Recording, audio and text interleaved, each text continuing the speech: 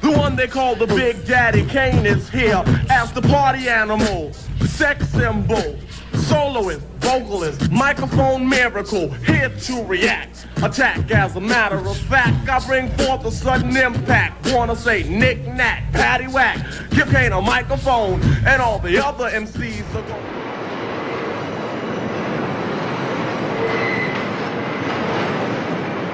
At the Grand Concourse 149th Street station in the Bronx, graffiti writers gather at what they call the writer's bench. You blind, baby. You blind, baby. You're blind from the facts. What's good, what's good, what's good? Live from the writer's bench, another ep. I'm your man, Kill. Got my usual soldier, Beezel, on tap. What's good, fam? What up? Got my man, Sheem, sitting in with us tonight on the bench. What's going on, fam? What's good? Chilling. Shouts out to Eb and Vic who couldn't be with us tonight. You know what I mean? But we gonna keep it rocking anyway. Yo, tonight's topic, I was talking to Sheem the other day, and he came up with this topic that I thought was real dope. Basically, we gonna name this show Don't Curse. You know, we're gonna talk about, you know, curses in hip hop. You know, is curses a direct reflection of gangster rap? I hate to use terms like that, but just to, you know, keep it moving, you know, is this, if you curse, are you a gangster rapper and all that good stuff? We're gonna kind of break it down and talk about cats that like Will Smith and Heavy D who didn't curse, and you know, the NWAs and the curseaholics of hip hop and all that, and kind of just break it down, and then talking about how, you know, hip hop started, you know, and how there was curses, but now that, you know, cats are all grown men, everybody on here is 40 plus, you know, have kids. How do we feel about curses in music nowadays? So to just get the show started off, you know, Sheen, when you brought it up, I started thinking like, yo, when is the first time I heard cursing in hip hop? So for you, when's the first time that you heard cursing in hip hop music? You know what, Kill? Honestly, I'm gonna take it further than hip hop. I'm gonna take it back to the very first time I heard a curse word on wax. Mom and Pops used to have company over on Saturday nights and play records and, you know, do their thing. So they were playing Isaac Willis' Fight the Power. And, you know, in that one part when they say try to play my music, they say my music's too loud. Then, you know, when the bullshit parts came, it's just like the heavens just opened up. I was like I'm tripping. I'm like, now I didn't know what bullshit meant at that time, because I was probably like 3 or 4, but I knew that word was special. You said the word was special. Yeah, I was like, okay. like, did he just curse? Like, I didn't know, you know, growing up you hear people curse or whatever, but to hear that on vinyl at that young age, I was like, damn. Then on the flip side, they had an edited version of Fight the Power when they bleeped it out. I was like, okay. So that's when like 2 and 2 kind of like came together. But to answer your question, the very first time I heard a curse word in rap music was NWA. I used to live out in San Diego, and my uncle used to buy the mixtapes from the swap meet. So when I heard NWA, I was like, who are these dudes with Jerry curls and drinking 40s? I'm like, these dudes ain't gonna go nowhere. So when I first heard Boys in the Hood, I was like, shit, they onto something. I'm like, these cats might be around for a minute. And you know, I'm an East Coast dude to my heart, but you know, when I first heard that from NWA, salute. Right. What's up with you, Bezo? What's the first time you heard some cursing in hip hop? You know, it's hard to say, man. I don't think I could pinpoint the first curse. It was definitely before NWA. I want to say even Philly cat, Schoolie D. Oh, damn. I was just about to say that. I could be wrong, but it may have been Schoolie D.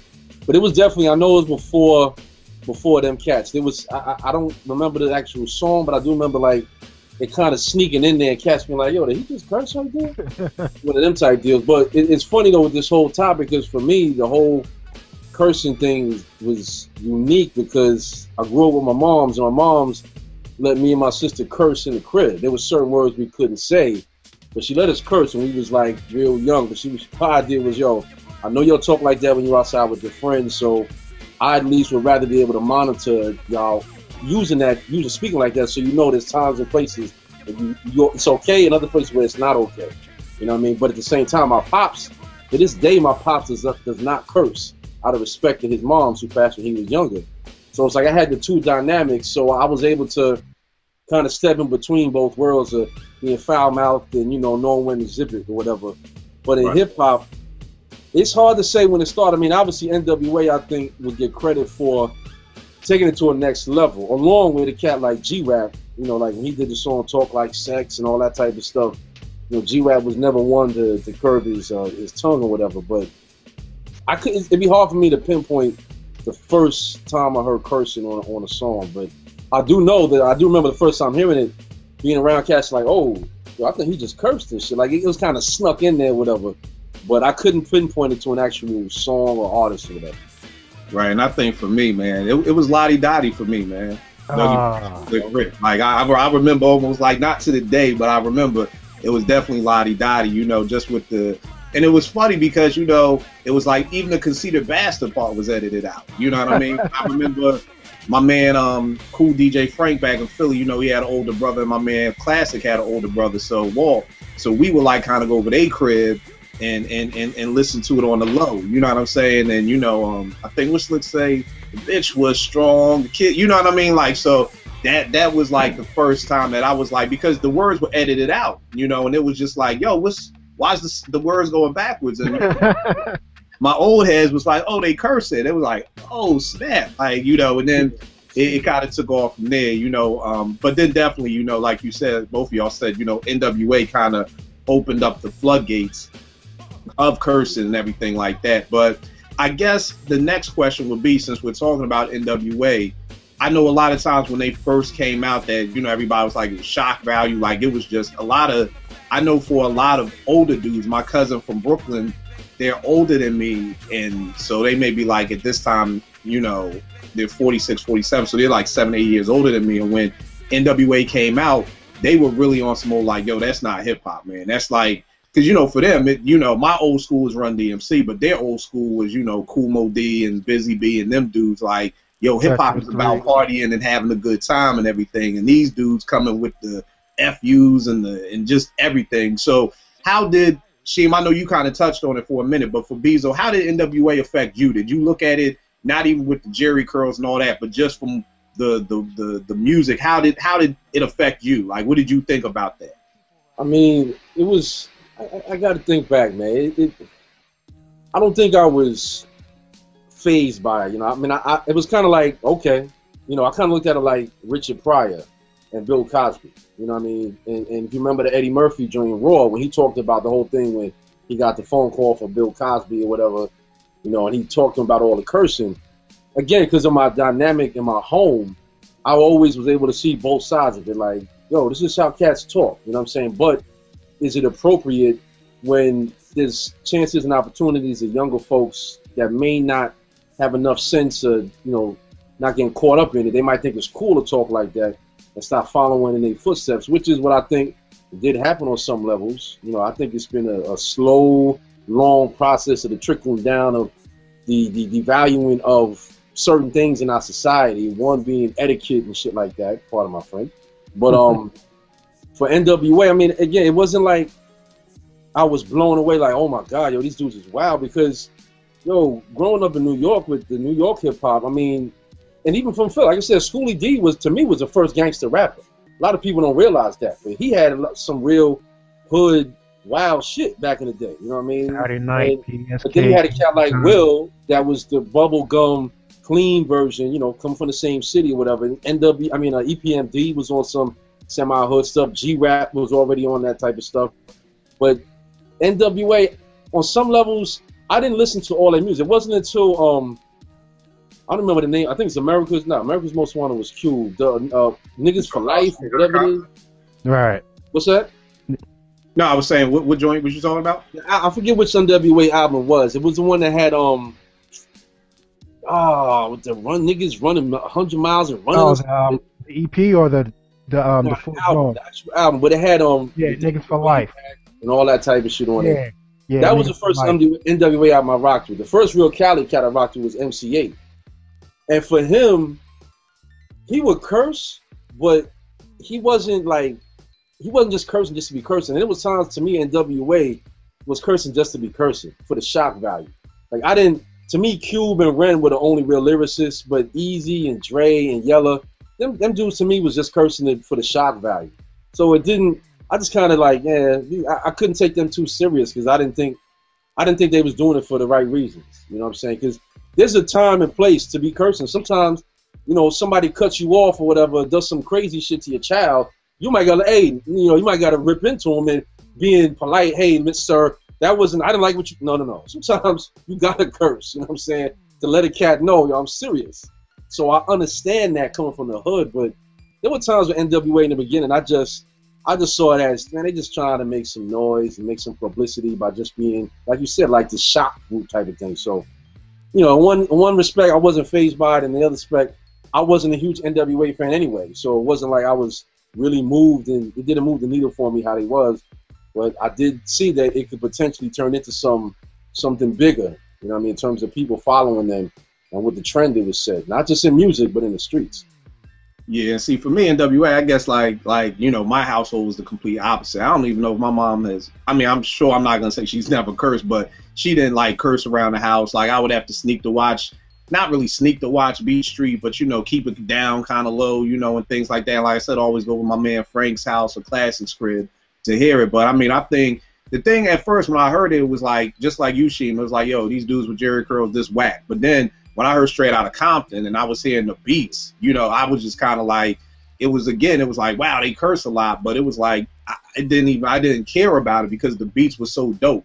You know what I mean? And even what they were talking about, even being a shorty, I think NWA came out when I was 13 or 14, so I really wasn't in the street like that yet. But, just them talking about the police and what's going on in Compton. And, I'd never heard of Compton before, prior to Straight Out. I didn't know what Straight Out. I mean, Compton was literally the equivalent of Straight Out of Low Cash, on some CB4 stuff. I had never heard of this place before. I knew of L.A. That's all I knew about Cali. I didn't know about no Compton, no Long Beach, no LBC, none of that. So my first thing was yo, I don't even know what these dudes are talking about. Where's Compton? But I think at the end of the day, it was because it similar to you, it didn't faze me, but not for the same reason. It didn't faze me because the music was just so dope that it was just kind of screw it, And then again, for a shorty 14, it kind of was cool, like you just said, people are gonna follow this way of talking. That's probably what got me cursing, as much as what I've done and what I still kind of try to not do as much. But I'll probably say it was NWA. And the funny thing, same thing with you with Schoolie D.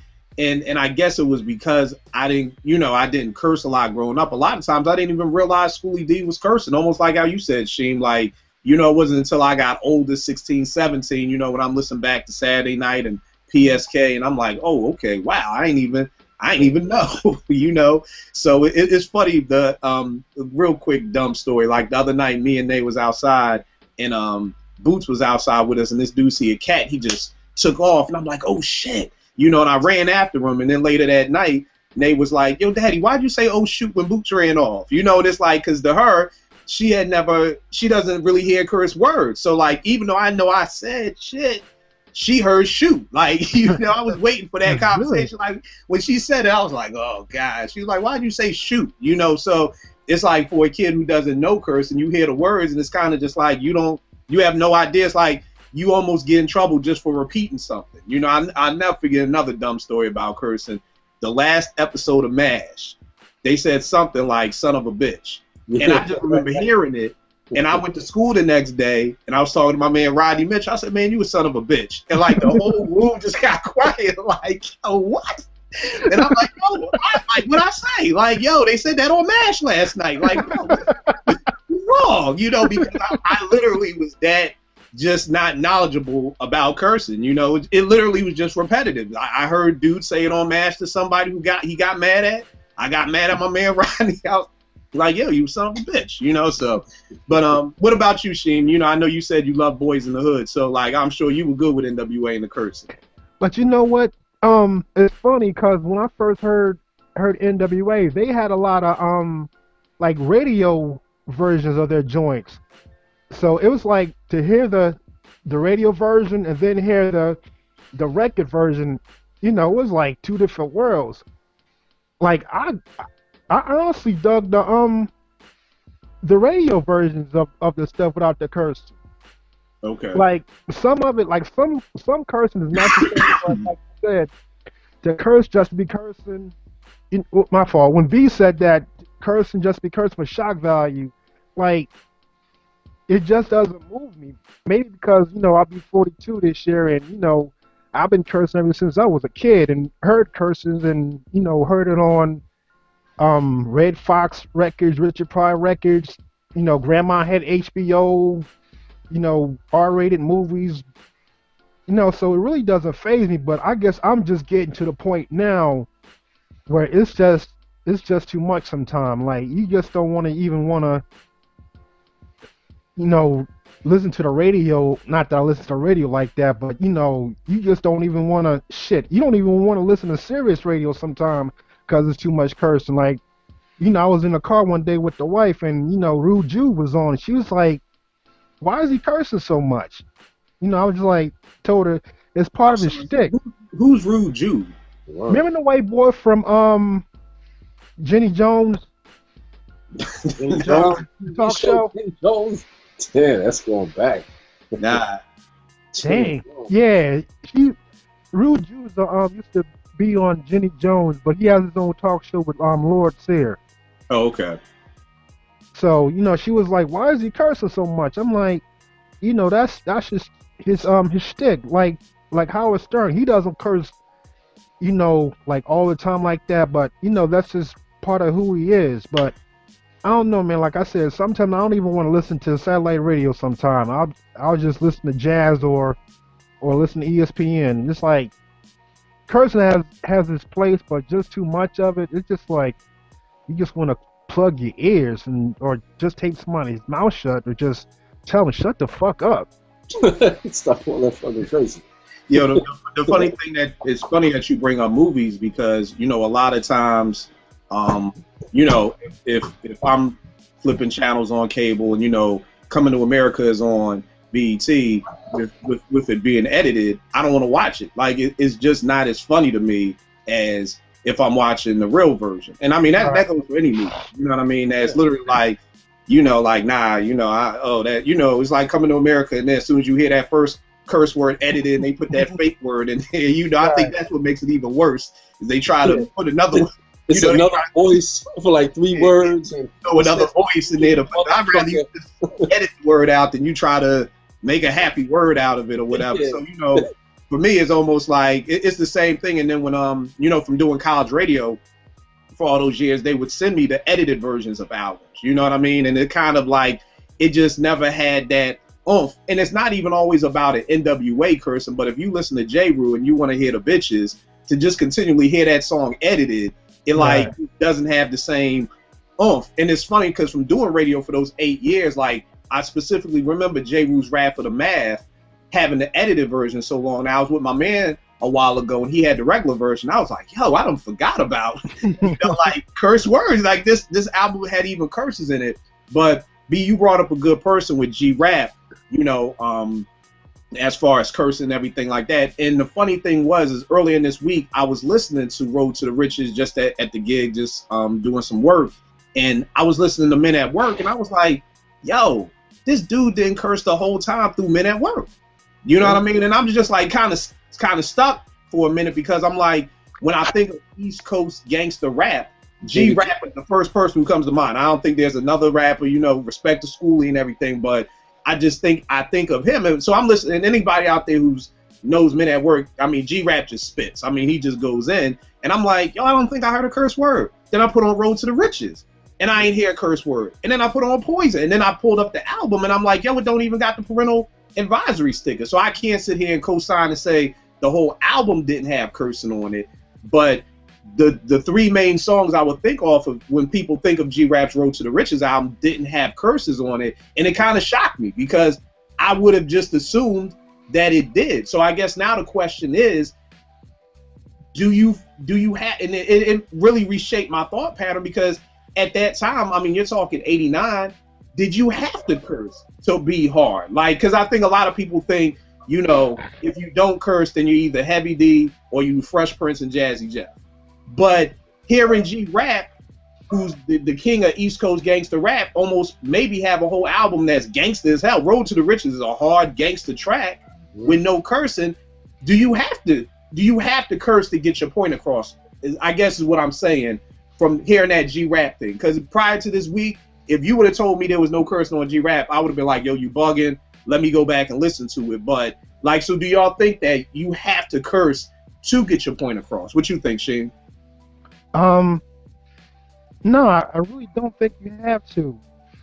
But I'm gonna take that. Let me reel that back in. I think it depends on the subject matter. Like, if you're really trying to get your point across and you're trying to like really put emphasis on something, maybe a word here and there, but not full 16 verses. And I mean, Sheen, here's a great question too. Is that shocking to you, what I just told you, that G-Rap's first album may not have any... Oh no, I remember the first album, and you know, that's the joint. You know, that's something you can play in front of your, well, maybe not the subject matter, but you know, that's something you could probably play in front of your mom, and you know, she might not like what he's talking about, but she wouldn't be offended by the cursing. So, you know. Now, what about you, B? Did you know that, or were you? Because I was blown away that G-Rap's first album didn't have, or may not have, as many. I mean, even Road to the Riches, I just assumed there had to be curses in that. Or Men at Work, I'm like, this dude's spitting for like 7 straight minutes. I know G-Rap had to curse if you letting him go for 7 minutes. Is that shocking to you, or did you already know that? I already knew that. I already knew that, because it's like, that's why I brought him up, because like you said, he's known, when you think of like that era of like gangster East Coast rappers, he'd be one of the first names that pop into your head. But it's crazy because, like I said before, EPMD also, you know, they had some hard, like Rampage, the song, not the rapper, you know, stuff like that was hard. But go back and listen to all those albums, yo. You would have come across like 1 or 2 curse words on a lot of those albums. When G-Rap did Talk Like Sex, that joint was like one of the first. And truth be told, even on that song, he's not even using a lot of curse words on that song, but it's just the subject matter is like, you know, it's like, you know, NC-17, damn near porn with the material and shit, the way he's talking about. But no, it doesn't surprise me, because that was the era of hip hop where, for one, I think a lot of it though may have had to do with the fact that cats were like consciously trying to get radio play. You know what I'm saying? And with budgets, you gotta think about it. I'm sure there was some cats was like, man, we ain't got no time or the money to go back in the session and record them vocals over with a clean version. If the label ain't paying for this now, who knows? You know what I'm saying? So it's like, cats just didn't curse like that. It wasn't really, like we've been talking about, it wasn't really until NWA just opened the floodgates. And then they actually started getting radio play, because they were one of the first big groups out of Cali. So Cali, of course, embraced them. And then because the rest of the country, quiet as kept, kind of sounds more like Cali cats and the down south niggas. So there was like a whole other section of the country that was in the hip hop that could more identify, because there was more cats with Jerry curls. It wasn't like Cali was the only place where dudes was rocking Jerry curls and talking like they talk. You know, you go outside of the metropolitan area, Philly, New York, you know, and even parts of Maryland. Once you get more down south, them cats down there sound way more like them Cali cats than we do. You know what I'm saying? So I think when NWA blew up with the cursing, it just changed the whole dynamic, man, because it's like, oh, okay, so we can curse and get radio play. But before that, it was like Public Enemy had to put radio on notice and like kind of back them into a corner and make them play their music and take them serious. But I think before that, cats was so conscious of trying to get radio spins that they kept it clean while still talking some hard stuff, you know, some sexual stuff and all that. With NWA, they completely changed the game with the cursing, man, and getting spins. They changed it completely forever. Yeah, and I think too, because even when you think of Kane, you know, and Ain't No Half Step, and you'll have a all shit, or you'll have a, you know, it's almost like you had a word here and there. But when you really think about, I guess, as you say, some of the harder East Coast MCs, like can't remember Rakim being the dude who like just cursed over the top, or if he ever even cursed at that, you know. So I think, like you said, I think NWA changed the game, not just with the cursing, but NWA almost being the first rap act that I felt like hip hop, well, I won't even say hip hop, that the industry felt that they could market. Because it was like after NWA, everybody was cursing. It was like, okay, that's what we got to do, like to make money or to make it. Everybody was cursing. Everybody was out of Compton. Everybody was wearing Raider hats and Raider, you know, the starter jackets. It's almost like after NWA, I could now see the copycat groups. You know, I think it was a group named CBO, or I think it was a big rapper named CBO who was from the West Coast. Yeah, it's almost like they were just all these NWA knockoffs now. You know, dudes wearing the black hats and everything like that. Now, like you just even, you know, when you look at DOC, love him to death, but I never would have thought he was from Texas the way he dressed, because he looked like he was straight from Compton. You know, but I think that's not only did they open the door for that, but it was like, you know, the industry started to see, okay, this is how we could market people. Like, you know, we can do this now and everything like that. But so how did cats feel about, because again, at the time, I didn't even realize these dudes weren't cursing that much. It just seemed, maybe it was like you said, Sheem, the subject matter, because it's like G-Rap didn't curse, Heavy D didn't curse, but they're two totally different artists. You know what I'm saying? You know, Kane really didn't curse, Fresh Prince didn't really curse, but again, two totally different artists. You know, a lot of people always looked at Hev and Will as maybe the softer side of hip-hop, then the G-Rap and the Kane. But how did y'all feel? I mean, B, we already know how you felt about Hev, you know, being from the Vernon. And I always felt like Hev was a dope MC, period. I can't sit here and say I felt like Will was actually a dope MC. You know, I think Will Smith was kind of like an MC in the line of a 70s MC as a party rapper. Like, you know, he's the dude you gave the mic to and, like, just got the crowd hyped. Never really took him serious lyrically wise, anything like that. But how did y'all feel about Sheem? How did you feel about Will and Hev? Did you look at them as soft because they didn't curse? Like, yo, they would be doper if they cursed. Or if Will and Jazzy Jeff, you know, stop making these parents just don't understand and girls ain't nothing but trouble songs, they would be doper? Or were you good with where they were at? Honestly, I was good with both of them where they were at. Because honestly, I couldn't see Will cursing on record. Like in a movie, yeah, one or two words here, but you know, as far as rap, like I would just look at him like, you trying too hard, dude. Like, that's not your lane. Like that's not you. Right. Like Heavy D, like I've never heard him curse. And you know, that's not something that he doesn't need to do, because, you know, he's gifted as is. I just felt as though, like with Will, like if he were to curse, like he was just trying to overcompensate for something, or he was just like, you know, trying to go into a lane that he doesn't fit in. So, you know, both Will and Hev, nah, they good as, you know, where they're at without cursing. Right. What you think, Bezo? What did you feel about Will Smith?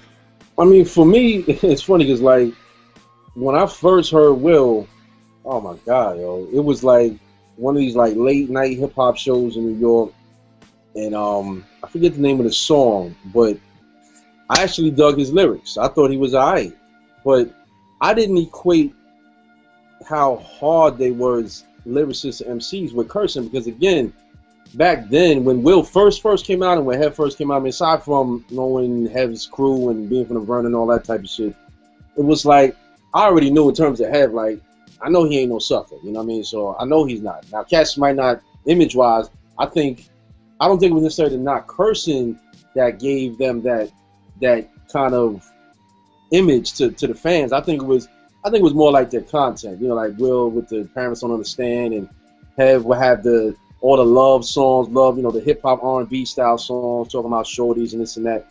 So I think that had more to do with it, because again, if you go back, even like Pete and CL on their first album, go listen to the first album and find, you could count the amount of curses on the album. And that was well after NWA had already shined. So, and even like you saying with J. Rue, I mean, when J. Rue would curse, it was for a reason. You know what I mean? It was for emphasis. You know, like the song The Bitches, you know, he's intentionally using that term because that's what he's talking about. He's delving into the topic of women being called bitches. You know what I'm saying?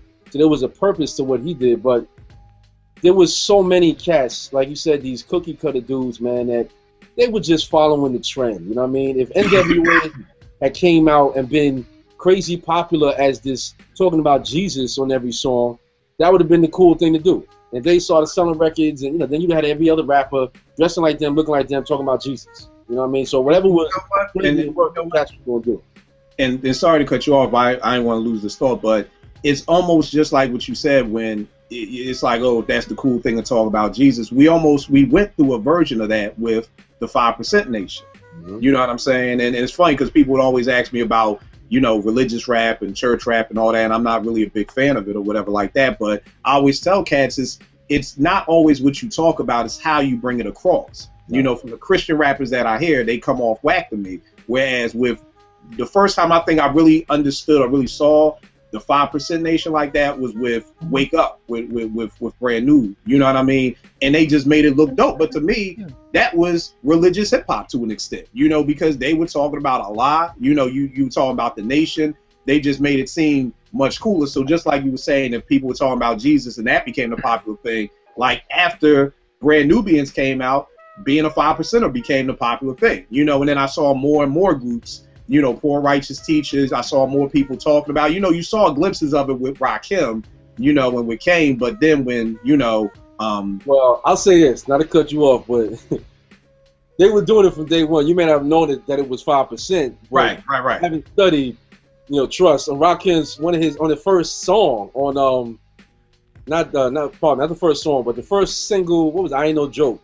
There's a couple of joints in there. Yeah. Like you said, it's there. I just didn't notice it. I don't think I noticed it until who was Wake Up. Like that's when it was like, oh snap. But yeah, like you said, I mean, now looking back at hip hop, you're right. I Ain't No Joke video, everything, you see it. But just to say, like how you were saying that people jumped on the cursing bandwagon, it's like that came the point of, like I said with NWA, to me that was the point of, okay, that's the new cool thing. Let me be that. You know what I'm saying? Or, you know, let me jump on this, you know, let me jump on the righteous bandwagon, or let me become this type of rapper. And I always joke because you got, you know, the intelligent hoodlum, you know, when it was cool to talk about, you know, intelligence, but then he became Tragedy Gaddafi when it was time to be about, you know, cocaine, you know, and everything like that. So you're jumping from, you know, ship to ship like that. The next thing I wanted to talk about was cursing versus content, because I think both of you guys kind of brought it up, like, you know, like you said, Sheen with G-Rap, you know, it's like it's no cursing, but the content was wrong. Because at Morgan, I was in this debate class and I was debating about, I guess, gangster rap or cursing in hip hop, and the chick I was debating against was like, yo, don't listen to NWA, their lyrics are bad for women, they cursing, you know, y'all should listen to Tribe Called Quest and Common and De La Soul. And I'm sitting here like, Ma, they curse too. Right. I mean, they don't curse as much, exactly, but they get the sticker too. You know what I mean? Like, it may only, like you said, it may only be a word here or a word there. So it kind of, even back in, I guess this was 94, it made me kind of think, are we really arguing about the cursing? Because, or are we really arguing about the content? Because this chick is saying, don't listen to NWA because they curse, listen to Tribe Called Quest because they don't curse, but I'm like, they do. So is it just that the content of NWA, because it wasn't just NWA cursing, it then became NWA calling women bitches. It then became NWA making songs about she swallowed it and, you know, these sex songs. So is it really about cursing or the content? What do you guys, Sheen, what do you think? Since you know, compared NWA and De La and Tribe, it's almost a double-edged sword, because, you know, NWA is known for the content, but you wouldn't think of Tribe or De La for the cursing. Like, you would just think of them, I'm not going to say happy-go-lucky or anything like that, because... But just backpack rappers, just backpack rappers who rap, you know? Right. Mm-hmm. But, you know, you wouldn't look at them as some groups you couldn't play around your parents. Right. You know, as of with NWA, you know, you couldn't play that around them, even though, you know, parents been cursing ever since, you know, we were born. You know, they probably don't do it as much now, but you know, our parents curse, but you know, you wouldn't want to play that around your parents, you know, out of respect. But you know, Tribe and De La, you know, you can play that in front of them. So I think it's more the subject matter and also the group. So that's how I gotta look at it. Right. What you think, Bezo? The content versus the cursing? Yeah, I think it's definitely about the content, because again, like I was saying with my dynamic, I can remember the first time, like really blasting like Public Enemy in the crib around my mom's.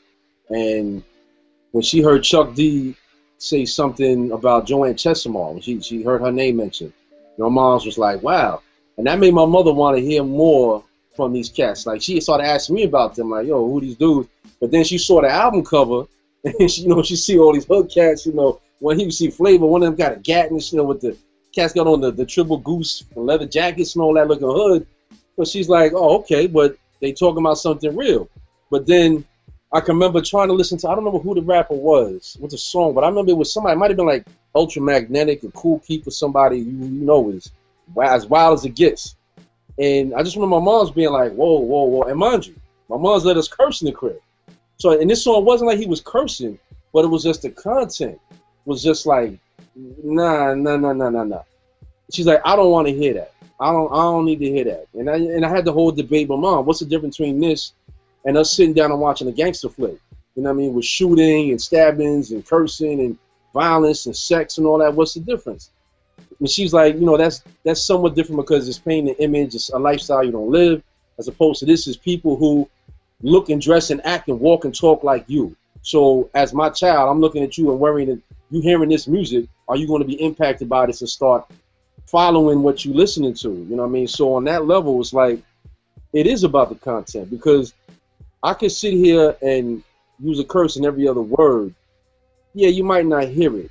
But if I just start talking some old yin-yang about some bullshit you don't want to hear, if I'm cursing or not, guess what you're going to hear more than, the impression is going to be left on you more when I was cursing every other word than if I'm talking about some shit you don't want to hear. You know what I mean? Because once it goes in one ear, I don't want to hear that shit. But the cursing, you at least want to be like, yo, this cat is wild. And you want to know, why is he talking like this? You know what I'm saying? So it's like, it's kind of, I think it is the content, without question.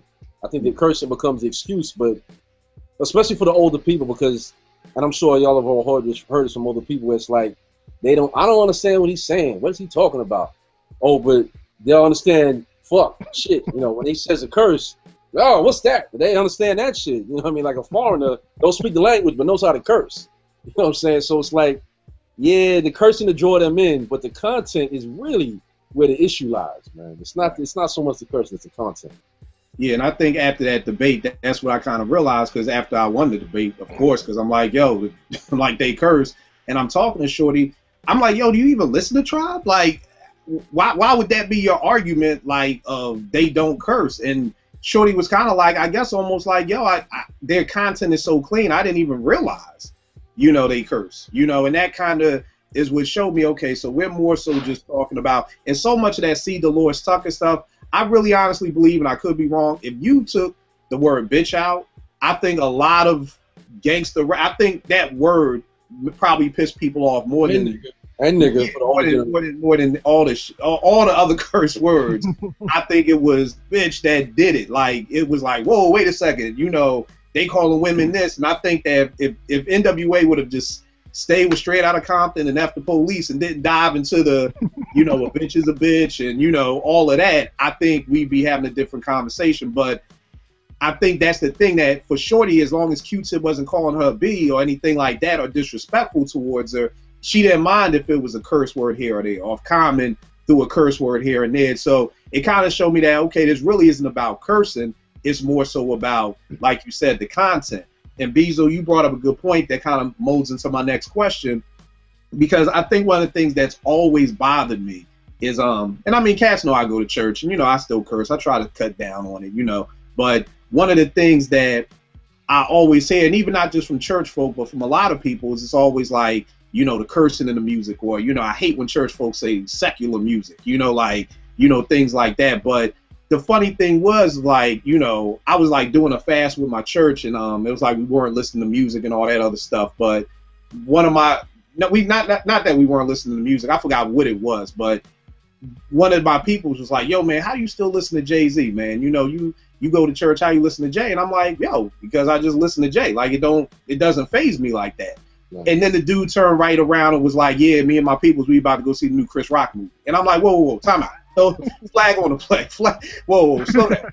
Exactly. You're talking to me about listening to Jay-Z, but you about to go see the new Chris Rock movie. Like, let's take a second to really think about that. Right.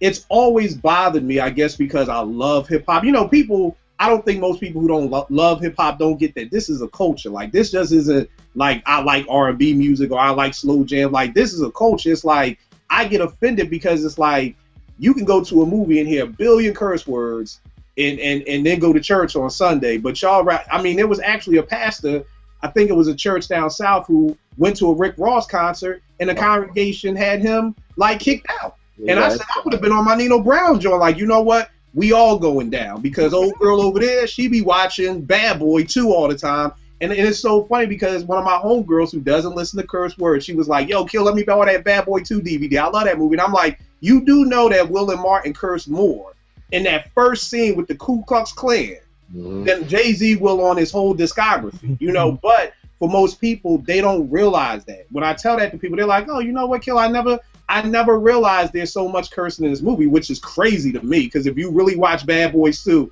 how you cannot hear all the cursing, it's amazing to me.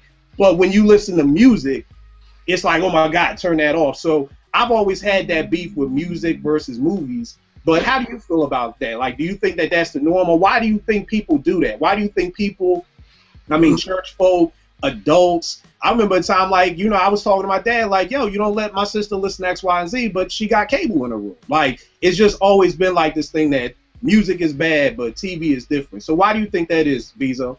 Yeah, I was going to say, I think it's a part of the American history, you know, the fabric. And I say that because, like, you think back to rock and roll. I mean, obviously, none of us were around when rock and roll originated in the 50s and whatever and all that stuff. But just talking to our parents and jazz music as well, when jazz started, you know, there was kind of like that battle between like big band swing jazz and like the fusion, like that real Miles Davis, Charlie Parker type of jazz, where people look at music in this country, at least. I can't speak the rest of the world, but throughout the history of this country, people have looked at music with a different eye, like, you know, holding them to a different set of standards at times. Because, I mean, what we're saying right now about, you know, what's the difference between movies, cursing, and the violence and the music, I do think that with hip-hop, one, because it's dominated by black males, and that obviously has a lot to do with it, you know, where that's going to be scrutinized more than anything by the public and even by our own people.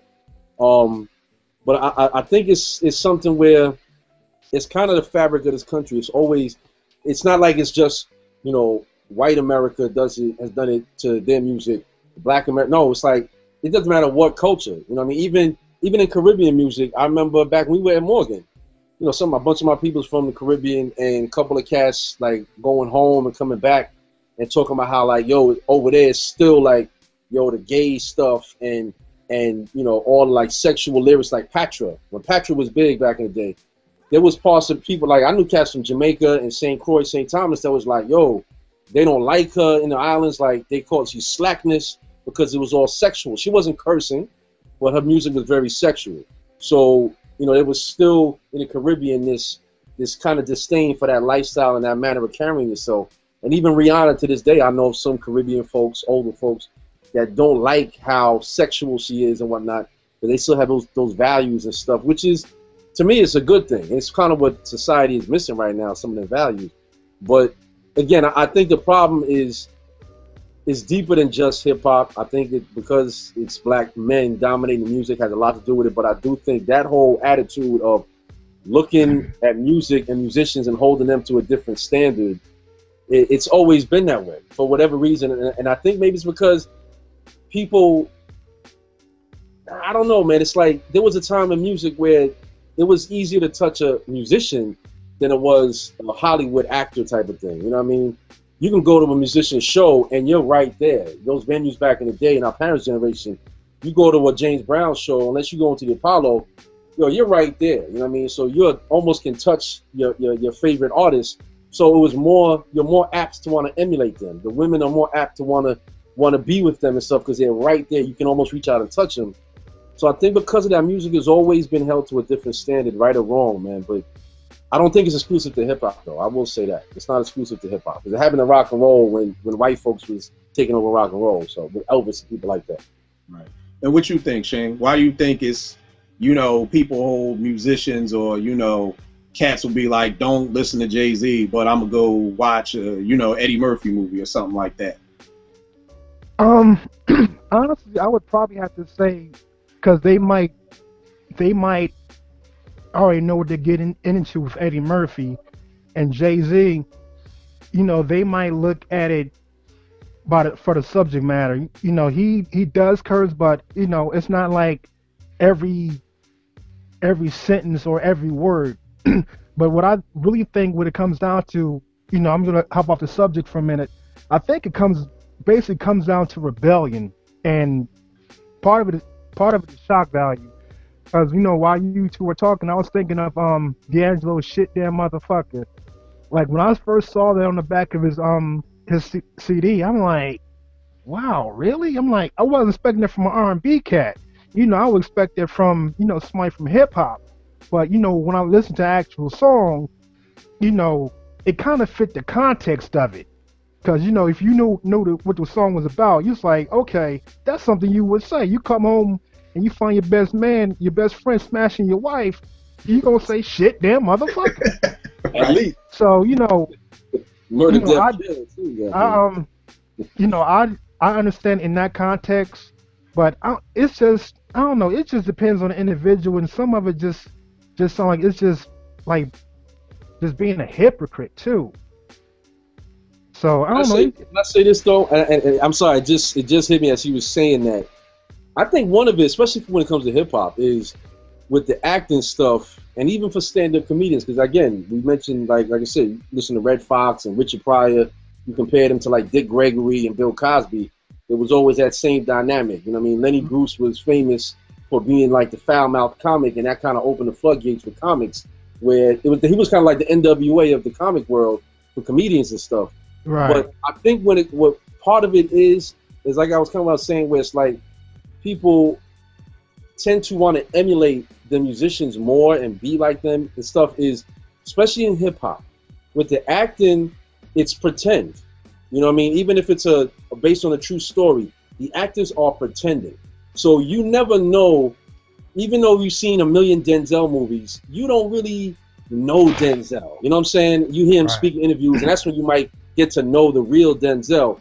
But when it comes to hip hop, especially, where everybody's supposed to be keeping it real, I think with the music, you know, there is more of a realness in terms of, like, I'm sure Kill, you would admit this, like, you know, when it comes to making a beat, your beats are reflective of you and your personality and what you like and, you know, those types of things. So you can listen to your music and kind of hear you in the music. You know what I mean? So I think for fans, they identify more with the musician.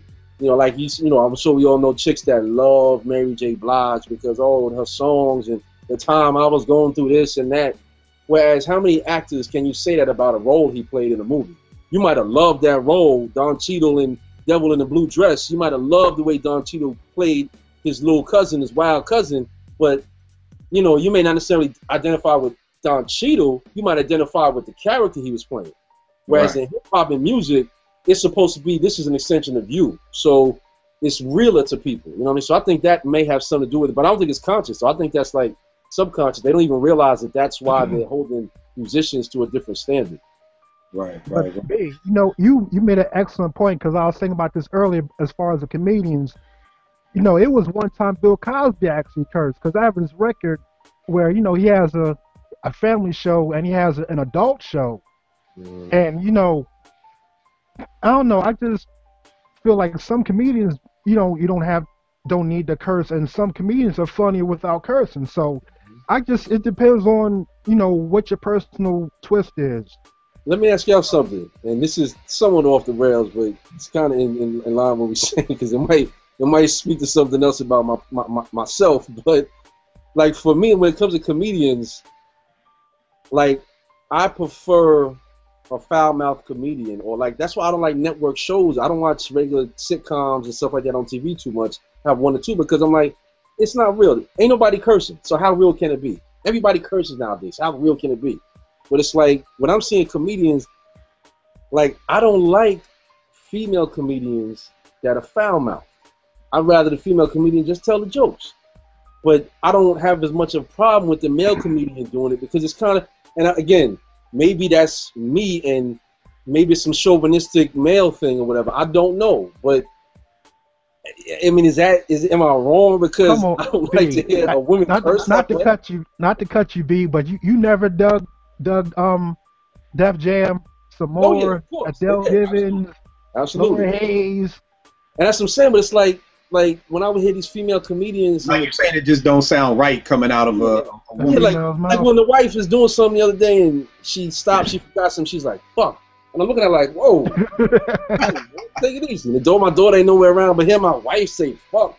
It's like, oh, come on, babe. You know what I mean? It just don't, maybe that's me as a man and going to my mom's and, it's like, there's something that's not ladylike. I don't know, but it's just something about that, man. I know I don't like getting cursed out by women. That's one thing. Yeah, I try to avoid that as much as possible. You know what I'm saying? Yeah, and I think for me, man, I don't think it ever. I don't think even for me, I've even paid attention to it, man. Like you were saying, Sheem, some people have their thing. I'm just like with comedians and music, man. If it's dope, that's all I care about. If you're funny, you're funny. Like one of my favorite comedians is Sinbad, and he never curses. Right. He never curses. I love Sinbad. Funny as hell. Word up. And he would be like a Right. heavy D, a comedian, but the dude is funny. Yeah, like I could watch a Sinbad special all night long, and it's not. I'm proud to say it, damn it. His mom came down and we watched the one he just did, and she loved it so much she went to go see him when he was at the Apollo. Like, so for me, it's just if the music is dope, it's dope. I don't care if you don't curse at all. I don't care if you curse all day. If you're a comedian, if you're funny, I don't care if you're funny and you don't say a curse word or you say a million. But to end the show, let me ask this: since we're all older and keeping in mind, Dougie Fresh's Lottie Dottie's going back to 84, and we're in 2014 now. Cats are 40 plus.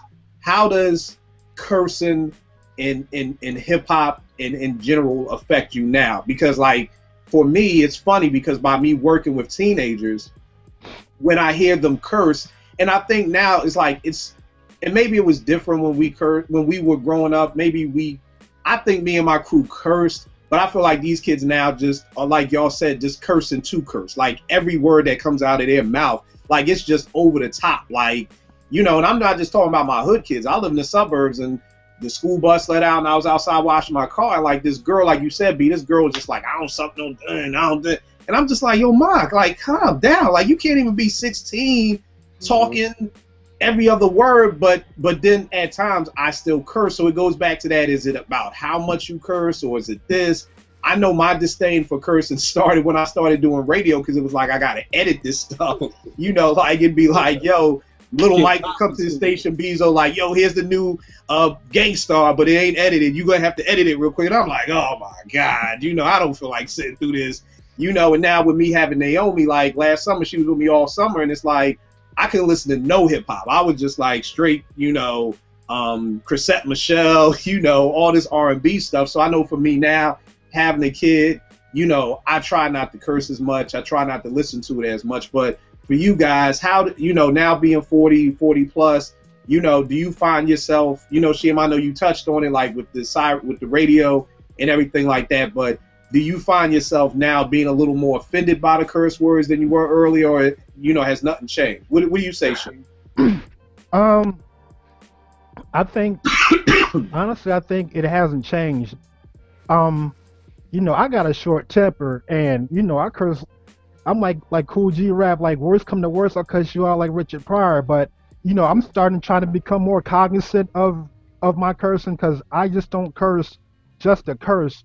Because, like Will Smith's grandmother told him, you can get your point across without cursing every other word. But it's a part of an emotion. Like, if you're upset, like if you stub your toe, you're not going to say, oh, shoot. No, you're going to say, oh, shit. You're probably going to say something worse than that. So I think it's all depends on emotion. But just to curse, nah, I'm really trying to keep a lid on that, because, I'm too intelligent to use every curse word to get my point across, and that's not how I was raised either. So it just kind of like pains me to hear kids cursing every other word, and listen to the radio, hearing cursing, like some of that stuff isn't even necessary. Like you have a brain, use it, like use other words instead. Just my opinion. Right. It's funny because every time I think about a Lauryn Hill lyric where she says, you know, I add a motherfucker so you ignorant niggas hear me. You know what I mean? Like, I'm gonna just throw that at y'all so y'all hear. I ain't lose you. I don't want to lose that side of my crowd over here. Right. So let me throw a word that y'all understand. I don't want to be over your head. So let me throw you a little something that y'all ignorant niggas can get too. But what you think about, B? Yeah, I think it's a dope line about Lauryn. That's kind of ill. But again, I got to take it back to my childhood. You know what I'm saying? And my mom's, and having that dynamic where, you know, I was one of the very few kids in my neighborhood where I grew up in Vernon that could curse it in my house. But like I said, there was rules. You couldn't call somebody an asshole. You couldn't use the N-word. You know what I mean? I could never call my sister a bitch. But if something happened, you say, oh, shit. You know, like you said, you know, you bang your tongue, oh, fuck. You know, you might throw a couple of words here or there. But what it taught me was just what you just saying, how it's like, there's a time and place for everything. And that's basically what Moms was trying to accomplish. Like, I know when you outside you be cursing, but you need to understand there's a time and place for everything. And I do think what's happened now is, like you said, Kill, just the other day, same thing, man. I'm out in the hood in Patterson, and there's a bunch of high school kids out, and all you hear every other word, and these is probably freshmen. They were real little kids, it looked like, but they was high school kids. And every other word is a curse, and it's like real derogatory for, sexual terms and all that other stuff I won't get into. But, and I look at it and I'm asking myself, like, damn, did I talk like that when I was that age? And I'm like, nah, not like that. Not in public, not like that. You know what I'm saying? And I can remember times where talking like that with my peoples out in the street in front of some adults, doing it intentionally because you didn't like that man, because he was always hollering at us to get away from his house or something. So you would talk like that to let him kind of put a fear in him almost. But I do think that it's gotten way, way, way out of control. And I don't blame hip-hop, which is the easiest thing for so many people who don't listen to hip-hop would like to do. But I blame the parents first and foremost because, again, my mom's let us. My father never to this day, since he was a little boy, he don't curse out of respect for his mom. So I understood both sides of it. I respected my father's opinion, and of course I respected my mother's opinion on it. But these kids nowadays, man, and I do think that's one of the long-term residual effects of what NWA did by opening up them floodgates. You know, you had a myriad of MCs afterwards that trying to follow in that footsteps, and just every other word a curse just because they can curse on the record now. You know what I mean? You're not saying nothing but, curse words. You're not talking about nothing. But I do have a problem with it, and and I think it's just one of the many things, man, that is this deterioration of society, man, in this country. I think it speaks to a much larger issue. It's just a microcosm of many of the ills that's wrong with society nowadays, from the hood to the burbs. You know what I mean? It knows no boundaries anymore. It's just that way of talking and communicating is almost become the standard. It's like when you're out and you're talking proper and speaking good English in the hood, cats might look at you like you're crazy. So like that's why I said that Lauryn shit is ill, because I could think back to when I'm working and I'm in the hood and I might be on the phone with my boss and I'm talking, and I can curse with it, but I'm still maintaining some level of professionalism. But then I'm in the hood, I'm in Newark. So because I'm on the corner, I'm saying, where cats is hustling and I'm working, I might gotta throw a few motherfuckers this and niggas that, and I'm saying, just to let these cats know, oh, he ain't no square. But it's out of control, man. It is absolutely out of control, man. Nah, I feel you, man. It almost goes back. I can remember being a kid, and me and my crew would be cursing, but then we'd get next to the church. They'd be like, all right, yo, chill, like, respect. And I didn't grow up in the church. I found church much, later in life, but even just having that respect was there. Like, yo, I don't go to church. I don't know nothing about Jesus. I don't know nothing about them. But yo, chill with the cursing. While right on 79th and Ogons, where used to be Mount Airy Church of God, we'd be like, all right, chill out. No cursing. And then we pass the church, and they'd be like, all right, back to normal. I think what it is like you said, it's a certain level of respect that's going. Like, nowadays, maybe we did curse that much, but there was a certain level of respect to say, okay, this is when you turn it on. This is when you turn it off. This is when you can turn it back on. And I just think like that off and on switch is broke. It's just on. There is no off. There's no, I don't care who we walking by. I don't care who's out front. I don't care who's around. I don't care if the pastor's around. I don't care if I'm in church. I don't care where I'm at. It's on. It's like I'm just on 100. I'm turned up all the time. I'm never, like, I don't even know if it's a song. I just see the hashtag turned down for what. That's how you know you get old, when you hear stuff and it's like, is that a song? Is that this? I see the hashtag, so yeah, it's like turned down for what? It's like, I'm turned up 100%. I'm not, one of my volunteers takes my kids from the hood to church, and I asked them, like, how they be, like, are they respectful? He's like, hell no, they just how they are here. There is no, they be preaching, they be cursing. It's like, there's no turn down for what? Like, this is me. So I think that's the problem. B, we may have cursed like that, and we may have not, but it was a generational. I mean to cut you, Kill. It's a generational thing, because when we were growing up, if you cursed around adults, they would check you on that. Right. Then they would tell your parents or whoever was in charge of you. But now, some parents think that shit is cute. So, or it's if like, you try to check the kid and they tell their parent right. gonna curse you out. Right. Why are you checking my kid? This my kid. Exactly. That's what I was gonna say, Kid. When you was talking, that you hit the nail on the head, man. It's the filter is gone, man. There's a certain level of respect. It's the same thing like you talking about with the church. I can remember being about it. We go play video games at the pizza shop and all that, and like kids, we playing games, curse, blah, blah, blah, and some adult from the neighborhood comes in, and everybody, we didn't have to check each other. Like, oh, you just knew to stop cursing. Right. You know what I mean? Just out of respect. You know what I mean? But you could still be a hood wild boy, out there doing all types of ungodly things. But it was still some level of respect in a filter that you just had built in, usually from your parents. Nowadays, I mean, you go on YouTube and all these different places and stuff. You see parents taking videos of their kid. I don't know if y'all seen this little boy. There's these two little boys everybody's showing videos of. One is real little, and he's like hitting people and stuff and smacking people. And another kid is like wearing a white beater, and he's cursing a girl out, talking to a little girl like that's his woman or something. And if you see the parents is laughing and joking, and you hear him in the background, oh, motherfucker, this little nigga funny. It's like, yo, are you serious? Right. Man, what type of child are you raising? What are you preparing him for? What are you getting him ready for in life if this is the example you're setting for your child, man? Yeah. It's like when we took that trip, Kelly, you talked about not being able to play that Mobb Deep in front of your daughter. What I mean? It's like some of these cats, it don't matter. They'll turn that shit up. It's like, yo, he cursing more. Turn it up. You know what I mean? They don't have that filter, man, that respect for, nah, this ain't the time and place for that. You know what I mean? It's over. It's just